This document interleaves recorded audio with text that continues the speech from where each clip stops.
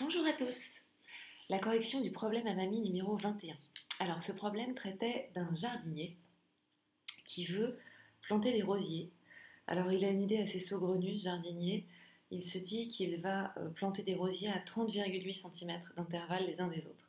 Un 30,8 cm d'intervalle pour planter des rosiers, c'est d'une précision assez remarquable, mais comme vous allez le voir dans la correction, en fait, c'est que c'est une précision scolaire qui permet d'avoir un nombre de rosiers pertinent, en tout cas qui a semblé pertinent à l'auteur du problème.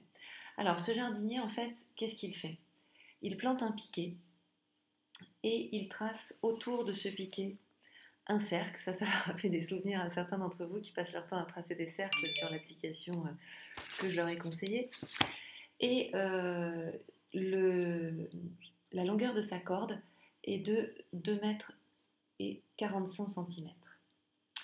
Première question qui a été posée, quel est le périmètre de la circonférence en fait, enfin quel est le périmètre du cercle ainsi tracé? Dans la question initiale, il y avait aussi la surface, mais nous ne l'avons pas encore vu en classe, donc ça, j'avais demandé aux élèves de ne pas le traiter. Alors comment allons-nous faire? Eh bien, nous savons que la longueur du cercle, c'est pi fois le diamètre. Ça va donc être pi fois 2 fois 2,45 mètres. Puisque le diamètre, c'est le double du rayon. Dans un deuxième temps, nous allons remplacer pi, alors non pas par 22 septièmes, certains élèves l'ont fait d'ailleurs, mais la majorité a choisi de prendre 3,14. Donc, c'est là que c'est très important que je mette bien le environ égal, parce que pi n'est pas égal à 3,14, et d'ailleurs on avait parlé du fait que sur l'énoncé, on a un égal qui est tout à fait mal à propos. Donc ici, nous avons 3,14 fois 4,9 mètres, et ensuite il ne reste plus qu'à calculer. Alors qu'est-ce que ça donne une fois rédigé? Ça donne ça. Donc ici, le schéma, on a notre cercle qui est tracé, le diamètre du double du rayon, donc de 4,90 mètres. Le cercle est l'ensemble de tous les points. Excusez-moi, j'ai mon Siri qui me parle. Le cercle est l'ensemble de tous les points situés à 2,45 mètres du piquet. Ça, je vous rappelle que c'est la définition du cercle. Et donc, on calcule la longueur du cercle. Ici, ça nous a donné 15,386 mètres. Environ, parce que de toute façon, on a pris une valeur approchée pour pi. Ça, c'était pour la question 1. Je vous rappelle que là, ce que je fais, avoir un brouillon, c'est absolument nécessaire. Quand on cherche un problème, on a toujours un brouillon sous la main. Avec un peu de chance, on sait déjà ce qu'on va faire et ça va aller tout seul. Mais en général, on cherche, on se plante, on recommence, on raye, et il n'y a aucun souci, c'est comme ça qu'on cherche. La deuxième question, le prix de revient des rosiers. Alors, qu'est-ce qu'il fait ce monsieur? Il plante ses rosiers, là, tout le tour, avec un écartement de 30,8 cm. C'est là que c'est vraiment très bizarre. On veut savoir combien il va payer. Pour savoir combien il va payer, il va déjà falloir savoir combien il y a de rosiers. Pour savoir combien il y a de rosiers, il faut savoir sur une longueur, donc on avait trouvé environ 15,386 mètres. Donc sur une telle longueur, combien a-t-on d'espace de 30,8 cm? Alors attention, évidemment que la tentation est directement de diviser. Enfin évidemment, je ne sais pas d'ailleurs, mais c'est bien. Parce qu'on cherche le nombre de paquets de 30,8 cm dans 15,386 mètres. Le petit souci, qu'on n'est pas vraiment un, c'est qu'on ne va pas diviser des mètres par des centimètres. Il faut donc commencer par convertir, ça aussi c'est un sujet d'actualité, 15,386 mètres en centimètres. Ça c'est le chiffre des unités du nombre 15,386. Le 5 désigne donc le chiffre qui correspond au mètre. Ici, j'ai donc les décimètres et le 8 correspond au centimètre.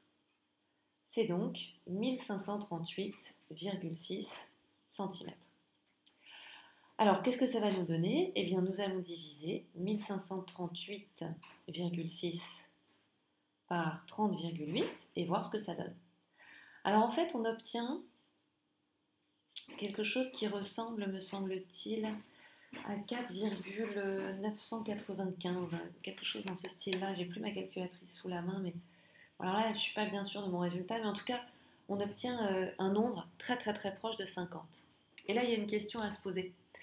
Est-ce que je conserve 49 parce qu'il n'a pas tout à fait la place d'en mettre 50, ou est-ce que je prends 50 parce que vraiment, on est tout près de 50? D'ailleurs, 22 septième donnait une précision encore meilleure pour trouver 50.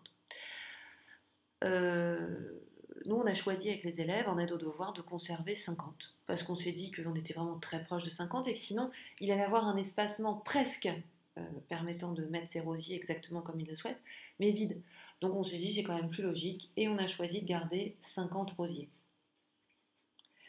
Alors il y a une autre question qui se pose à ce moment-là, parce que quand j'ai par exemple 3 espacements en ligne droite, imaginez que je plante des rosiers en ligne droite. Si j'avais 3 espacements, combien aurais-je de rosiers? J'en aurais 4. Alors on peut se demander ici si on va avoir le même problème. Mais non, on ne va pas avoir le même problème. Si je prends cette fois donc 1, 2, 3, 4, 5 espacements, je vois que j'ai 1, 2, 3, 4, 5 rosiers. En fait, pourquoi? Parce que ce rosier-là, il revient là, puisque c'est un cercle. Donc, on a 50 espacements, on a 50 écarts, et du coup, on a 50 rosiers. Alors, un rosier coûte 450 francs.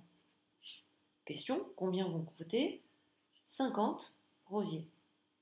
Par exemple, si on faisait une étape par 5 rosiers, coûterait 5 fois plus que 450. Il coûterait 450 plus 450 plus 450 plus 450 plus 450, 5 fois 450. On va pour 50, c'est le même principe. Hein. Ici, on va multiplier par 50. Donc, le prix de 50 rosiers, c'est 50 fois 450 francs. Alors là aussi, qu'est-ce que ça donne une fois qu'on le rédige? Eh bien, ça donne ça. Voilà. Donc ici, j'ai refait un schéma équivalent à mes mieux faits, celui que je viens de vous montrer, parce que là, j'étais qu'en phase de recherche, en fait. Combien y a-t-il de fois 30,8 cm dans 15,396 cm?